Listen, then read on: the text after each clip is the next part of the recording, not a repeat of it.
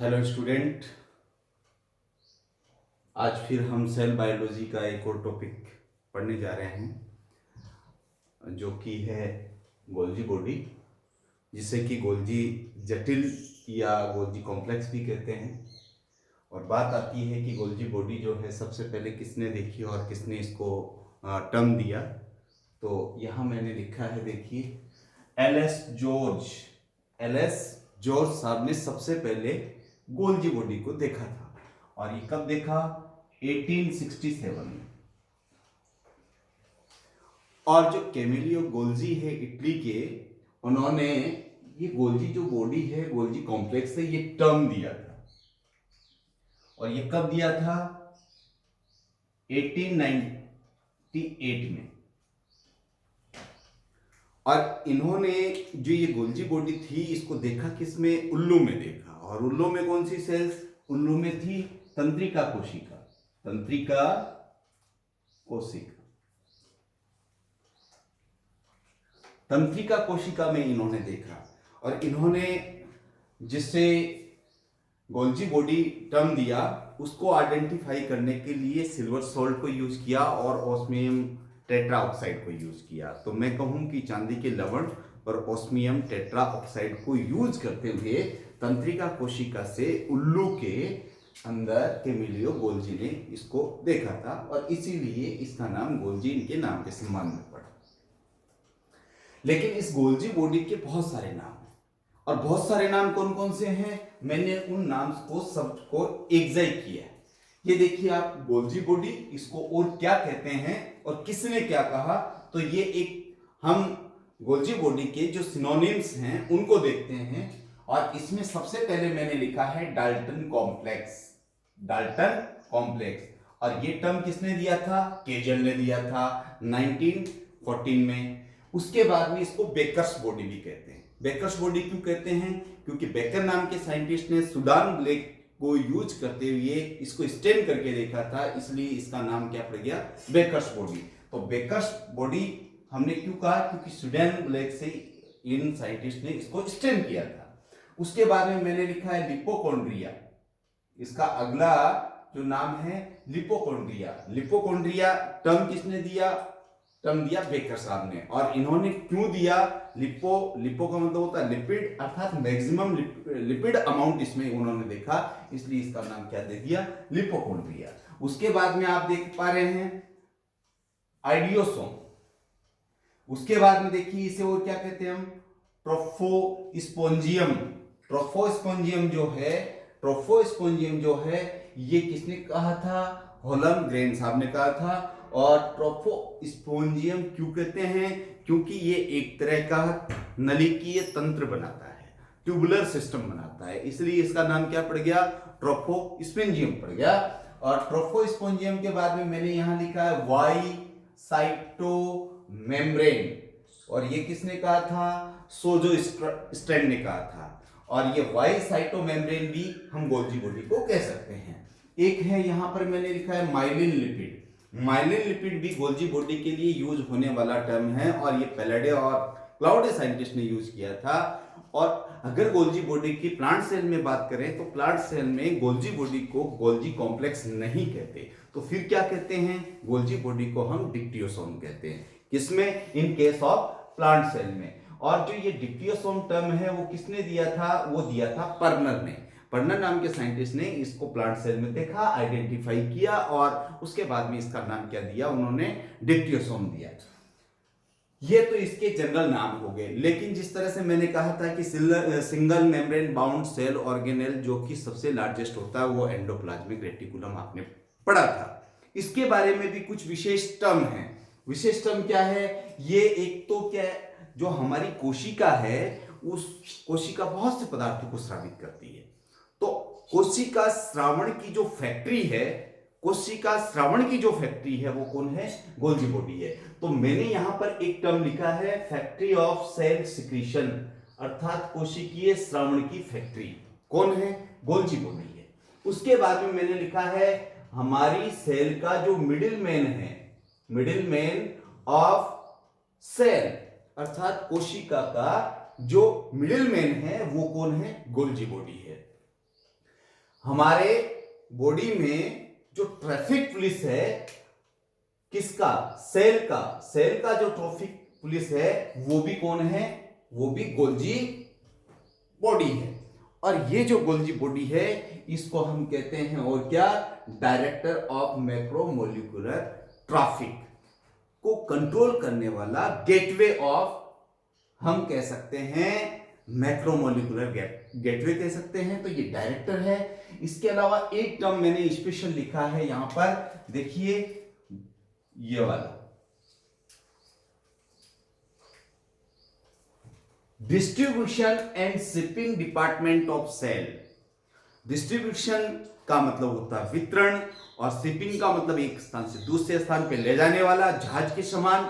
तो जो जहाज रानी और वितरण विभाग है हमारी कोशिका का, वो भी कौन है? गोल्जी बॉडी है। तो ये जनरल इंट्रोडक्शन था इसके बारे में। अब हम इसको स्टडी करते हैं पॉइंट वाइज, और पॉइंट वाइज में सबसे पहला पॉइंट मैंने लिखा है यहां पर क्या? अकरेंस। और अकरेंस है, इसका मतलब होता है प्राप्ति स्थान, यानी ये कहां पर मिलेगी, कौन कौन सी जगह मिलेगी। तो ये जगह ढूंढे तो सभी यूकेरियोट्स में ये मिलती है, और जितने भी यूकेरियोट्स हैं उन सब के अंदर ये दो तरह से मिल सकती है। या तो इसकी जो पोजीशन है वो फिक्स होगी, लोकलाइज्ड होगी, या फिर विस्तृत होगी, फैली हुई होगी, बिखरी हुई होगी। तो यहां पर देखिए फिक्स पोजीशन में अगर गोल्जी बॉडी को स्टडी हम करें तो हम कहां देखेंगे इसको? पैंक्रियाज सेल्स और थायराइड सेल्स में ये फिक्स पोजीशन में मिलेगी। और अगर हम इसको बिखरी हुई अवस्था में देखें, डिफ्यूज कंडीशन में देखें, तो भाई ये कहां मिलेगी? ये प्लांट सेल में, जिसकी आपने डिप्टियोसोम कहा था। और जो तंत्रिकाएं हैं और लीवर्स हैं, लीवर सेल है, यकृत कोशिकाएं हैं, उनके अंदर गोल्जी बॉडी क्या है? बिखरी हुई डिफ्यूज कंडीशन में मिलेगी। लेकिन ये किसमें नहीं मिलती? जैसा कि मेम्ब्रेन बाउंड सेल ऑर्गेनेल है, तो प्रोकैरियोट में मिलने का तो सवाल ही नहीं है। तो ये एक तो प्रोकैरियोट्स में नहीं मिलती, और साथ में राइबोसोम आरबीसी लाल बुधिर कणिकाएं, लेकिन वो कैसी? परिपक्व लाल बुधिर कणिकाएं, उनमें भी ये नहीं मिलती। साथ में कवक जो हैं उनमें भी गोल्जी बॉडी का अभाव होता है। साथ में मैंने यहाँ स्पर्म लिखा है। स्पर्म का मतलब होता है नर युग्मक। तो जो प्लांट होते हैं ब्रायोफाइट और टेरिडोफाइट, उनके जो नर युग्मक है, उन नर युग्मक में भी क्या होता है? गोल्जी बॉडी एब्सेंट होती है। तो मैंने यहां लिखा ब्रायोफाइट और टेरिडोफाइट, इन दोनों के जो नर युग्मक है उनमें क्या नहीं मिलती? गोल्जी बॉडी नहीं मिलती। अब हम देखते हैं इसके नंबर की बात। तो नंबर की बात देखें तो जनरली हर कोशिका में इनका नंबर जनरली सामान्यतः 1 होता है, लेकिन फिर भी फिक्स नंबर नहीं है। लेकिन हम ये कह सकते हैं कि किस सेल में नंबर ज्यादा होगा और किस में कम होगा। तो जो युवा कोशिका है ज्यादा वर्क कर रही है, उसके ऊपर प्रेशर ज्यादा है, तो उसमें ज्यादा होंगे बजाय एक ओल्ड सेल के। और ऐसे ही अगर हम बात करें प्लांट और एनिमल सेल की, तो प्लांट सेल में मोर जो है Golgi body then the animal cell, और प्लांट सेल में एक मैंने एल्गी का नाम लिखा है माइक्रोमोनास, और ये कैसी है? एक एल्गी है, सेवाल है, और इसमें इसका नंबर कितना होता है? 7 होता है। अब हम आ जाते हैं इसके अगले टॉपिक पे। अगले टॉपिक पे मैंने लिखा है शेप एंड साइज, यानी आमाप और आकृति। और आमाप और आकृति इसकी फिक्स नहीं होती, अलग अलग कोशिकाओं में ये अलग अलग पोजीशन पे रहती है, और अलग अलग पोजीशन में भिन्नता के कारण ये पॉलीमॉर्फिक है, यानी बहुरूपिया है। तो इसकी शेप एंड साइज हम फिक्स नहीं बता सकते, लेकिन फिर भी हम साइज की बात करें तो जनरली ये है कि जो स्रावी कोशिकाएं हैं, युवा कोशिकाएं हैं, या मेटाबॉलिक एक्टिव कोशिकाएं हैं, उनमें इसकी साइज बड़ी होती है बजाय नॉन मेटाबॉलिक एक्टिव या हम कहें अक्रिय कोशिका और एक वृद्ध कोशिका, इनके अंदर इनकी साइज और जो आमाप है वो कम होगा। अब हम देखते हैं केमिकल कंपोजिशन। केमिकल कंपोजिशन का मतलब आप समझते हैं रासायनिक संगठन। और रासायनिक संगठन की बात करें तो ये मुख्य रूप से किससे बनी है? प्रोटीन और लिपिड से, और लिपिड जो होगा वो सिफेलिन और लेसिथिन होगा। और ये दोनों जो लिपिड हैं वो क्या होते हैं भाई, वो दोनों के दोनों समान मात्रा में होते हैं, इक्वल अमाउंट में मिलते हैं। कौन कौन से, सिफेलिन और लेसिथिन। और जो प्रोटीन और लिपिड का रेशियो है वो कितना होता है, प्रोटीन 60 होगा और लिपिड कितना होगा, 40% होगा। इसके अलावा इसमें फैटी एसिड मिलेगा, वशीय अम्ल मिलेगा, और एक स्पेशल विटामिन जो कि विटामिन सी है। आपने देखा प्रीवियस वीडियो में माइटोकॉन्ड्रिया में विटामिन ई मिलता है, यहां पर विटामिन सी मिल रहा है। एंडोप्लाज्मिक रेटिकुलम में आपने विटामिन ए पढ़ा था, तो यहाँ विटामिन सी जो है किस में मिलेगा, वो मिलेगा गोल्जी बॉडी में। और इसके साथ में कुछ एंजाइम हैं जो भी इसमें हमें मिलेंगे। तो एक गोल्जी बॉडी की बात करें तो उसमें जो मोस्ट अबंडेंट, मोस्ट एक्टिव या सर्वाधिक सक्रिय एंजाइम होगा उसका नाम है टीपीपी। इसको आपको अच्छे से याद रखना है कि जो गोल्जी बॉडी होती है उसमें सर्वाधिक सक्रिय एंजाइम का नाम क्या है, टीपीपी। और टीपीपी का पूरा नाम देखिए, टीपीपी एज जो एंजाइम है इसका पूरा नाम आप देख पा रहे हैं, थायमिन पायरोफॉस्फेटेज। और ये क्या है, सर्वाधिक सक्रिय एंजाइम कौन सा है, टीपीपी एज है। इसके अलावा और कौन से एंजाइम मिलते हैं, एटीपी एज मिलता है, एडीपी एज मिलता है, सीटीपी एज मिलता है, साइटोक्रोम C1 मिलता है, ग्लूकोज 6 फॉस्फेटेज मिलता है। तो ये कुछ एंजाइम्स की चर्चा हमने की। अब हम देखते हैं जो फोर्थ के बाद में हम चले आते हैं इसके स्ट्रक्चर पे, और स्ट्रक्चर को स्टडी करने के लिए हमें ये डायग्राम देखना पड़ेगा, और इस डायग्राम को देखने पे हमें इसकी पोजीशन पता चलेगी। देखिए मैंने जो ये डॉटेड लाइन बनाई है ये वाली, ये एक सेल की सेल मेम्ब्रेन है। क्या है भाई, सेल मेम्ब्रेन है। ये हो गई आपकी सेल मेम्ब्रेन अर्थात कोशिका झिल्ली। इसके अंदर जाओगे तो इसका सेंटर मिलेगा, इसको मैंने क्या लिखा है, न्यूक्लियस। ये क्या है भाई, न्यूक्लियस है। और न्यूक्लियस की सरफेस पर राइबोसोम न्यूक्लियर मेम्ब्रेन पे प्रेजेंट होंगे, वहां क्या जुड़ी रहती है, एंडोप्लाज्मिक रेटिकुलम जुड़ी रहती है। तो यहां मैंने एंडोप्लाज्मिक रेटिकुलम लिखा है, ये वाली। और एंडोप्लाज्मिक रेटिकुलम के आगे देखिए आप, इस तरह की जो स्ट्रक्चर ये नजर आ रही है जो कि एंडोप्लाज्मिक रेटिकुलम और न्यूक्लियस के पास में है। ये वाली जो स्ट्रक्चर है ये क्या है, गोल्जी बॉडी है।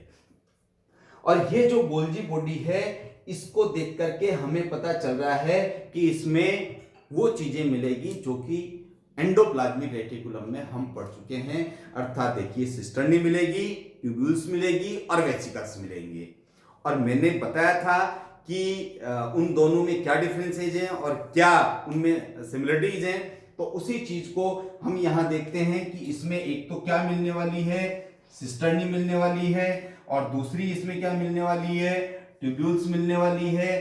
ट्यूब्यूल्स को आप क्या कहते हैं, नलिकाएं कहते हैं। और इसके अलावा आपको वेसिकल्स मिलने वाले हैं जिसको आप क्या कहते हैं, हिंदी में आशय कहते हैं। तो 3 structure combined together make a complete Golgi body. तो गोल्जी बॉडी में हम सबसे पहले बात करते हैं किसकी, सिस्टर्नी की बात करते हैं। तो सिस्टर्नी की बात करने के से पहले हमें यह समझना चाहिए कि सिस्टर्नी वास्तव में है क्या। क्या इसके ऊपर राइबोसोम प्रेजेंट है, नहीं है। इट मींस ये समतल है, फ्लैट है और स्टेबल है, स्थायी होती है। ये कई जगह फुली हुई स्ट्रक्चर बनाती है, सिस्टर्नी फुली हुई है, और ये एक के ऊपर एक रखी हुई है। इस तरह से एक सिस्टर्नी, 2 सिस्टर्नी, 3, 4, तो ये एक दूसरे के ऊपर ऐसे पड़ी रहेगी।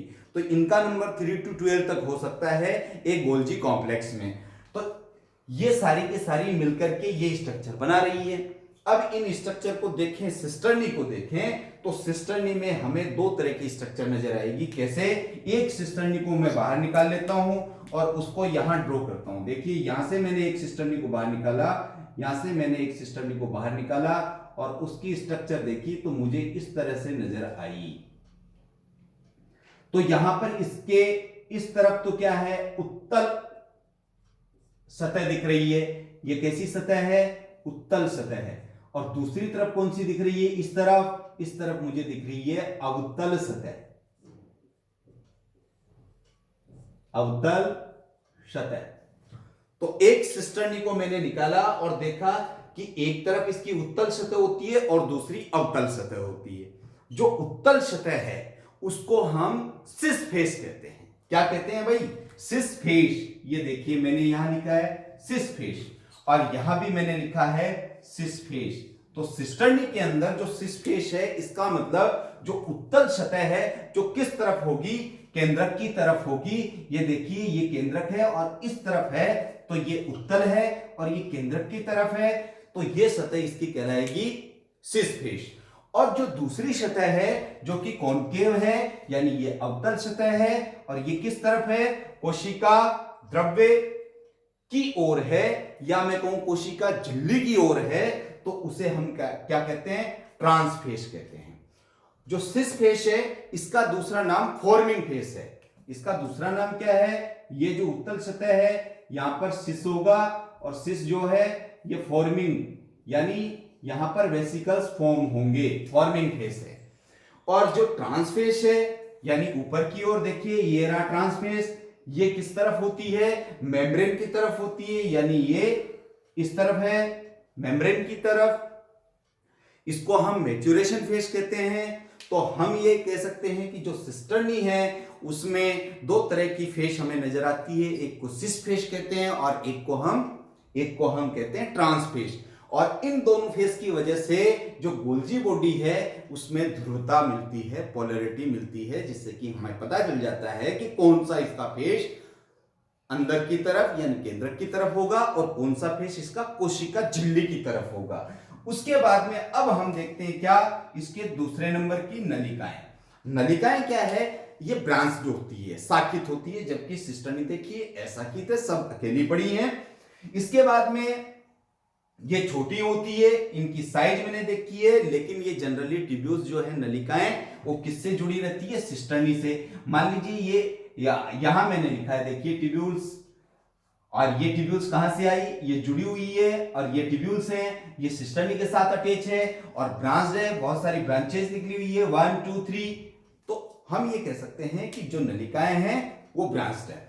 इसके बाद में वेसिकल्स देखें तो वेसिकल्स क्या है? बूंद के समान पानी की जो बूंद होती है या छोटा सेक होता है, उस सेक लाइक स्ट्रक्चर होती है। और वास्तव में ये बनती किससे है? जो ट्यूब्यूल्स हैं और वो जुड़ी हुई किससे है? वो आपके सिस्टर्नी से जुड़ी हुई है। तो जो ट्यूब्यूल्स है उन्हीं के बाहर के सिरे फूल करके इस तरह से फूल करके क्या बनाते हैं? फूल करके वेसिकल्स बनाते हैं। देखिए ये बन गया वेसिकल्स और ये बन गया वेसिकल्स, यहां पर ये वेसिकल्स बनने वाला है। और ये वेसिकल्स जो हैं दो प्रकार के होते हैं। कौन कौन से? एक को हम स्रावी कहते हैं, स्रावी आशय, और दूसरे का हम संग्रह आशय कहते हैं। दो प्रकार के आशय मिलते हैं इसमें।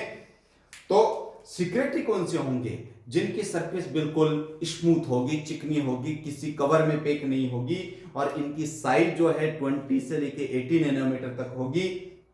और ये जो सिक्रेटरी वेसिकल्स होंगे, आशय होंगे, ये किस क्रिया के द्वारा बनेंगे?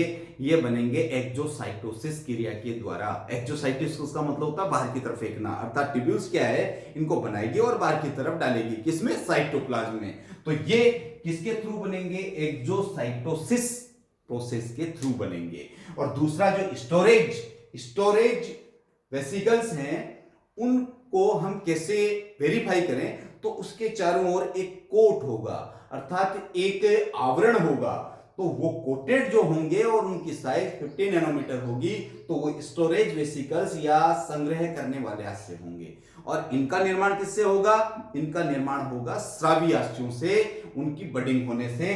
तो यहां मैंने लिखा है कि जो मुकुलन होगा और इन्हीं मुकुलन से जो कोट बन जाएगा तो उसको फिर हम क्या कहेंगे? स्टोरेज वेसिकल्स कहेंगे। और स्टोरेज वेसिकल्स का निर्माण जो हुआ वो एंडोसाइटोसिस से हुआ, यानी अंदर की तरफ जो है ये साइटोसिस हुआ, तो इसलिए ये एंडोसाइटोसिस प्रोसेस से बनेंगे और ये एक्सोसाइटोसिस प्रोसेस से बनेंगे। लेकिन यहां हमें एक चीज और ध्यान रखनी है कि जो मैंने अभी सिस्टर्नी की चर्चा की, ये देखिए आप सिस्टर्नी के बीच में मैंने क्या किया है, यहाँ पर ये जो डॉटेड आप देख रहे हो ये क्या है, ये इसका साइटोप्लाज्म है, यानी हमारी सेल का साइटोप्लाज्म है। और ये जो साइटोप्लाज्म है इसकी विशेषता ये होती है कि सिस्टर्नी के बीच में या गोल्जी बॉडी के अराउंड और उसके अंदर जो स्पेस होता है, इंटरसिस्टर्नल जो स्पेस होता है उसके बीच में ये दो सिस्टर्नी है, इन दोनों के बीच का जो स्पेस है इसको क्या कहेंगे, इंटरसिस्टर्नल स्पेस कहेंगे। और इस स्पेस में जो साइटोप्लाज्म होता है उसमें किसी भी तरह का कोशिकांग नहीं मिलता। और ये जो साइटोप्लाज्म है, इस साइटोप्लाज्म को हम कहते हैं zone of exclusion, zone of exclusion. और जोन ऑफ एक्सक्लूजन है, इसमें कोई कोशिकांग नहीं रहता, कोई भी कोशिकांग नहीं मिलता, कोई भी कोशिकांग नहीं होता। किसमें, जो सिस्टर्नी जो गोल्जी बॉडी है उसके इंटरसिस्टर्नल स्पेस है, तो उनके बीच में जो साइटोप्लाज्म भरा हुआ है उसमें किसी तरह का कोशिकांग नहीं होता। और जो इनके बीच का ये पूरा पार्ट है, जो साइटोप्लाज्म वाला पार्ट है, इसे जोन ऑफ एक्सक्लूजन कहते हैं। रही बात सिस्टर्नी की, तो सिस्टर्नी के अंदर मैंने आपको दो फेस तो बताई, लेकिन ये अंदर क्या है, एक इसकी गुहा है, कैविटी है। इस कैविटी को आप क्या कहते हैं, ल्यूमेन कहते हैं। और इस ल्यूमेन में सिस्टर्नी का ग्राउंड मैटर भरा रहता है, और जो ग्राउंड मैटर सिस्टर्नी के अंदर मिलेगा उसे हम नोड कहते हैं। उसको क्या कहते हैं भाई, यानी इसमें जो ये भरा हुआ है, ये जो भरा हुआ है इसको हम क्या कहेंगे, नोड कहेंगे। ये इसका ग्राउंड सब्सटेंसेज है। तो ये हमने क्या किसके बारे में पता किया, स्ट्रक्चर ऑफ गोल्जी बॉडी के बारे में पता किया। अब गोल्जी बॉडी का जो सेकंड पार्ट है उसको हम अगले वीडियो में पढ़ेंगे। Thank you for watching, please like share and subscribe it. Thank you.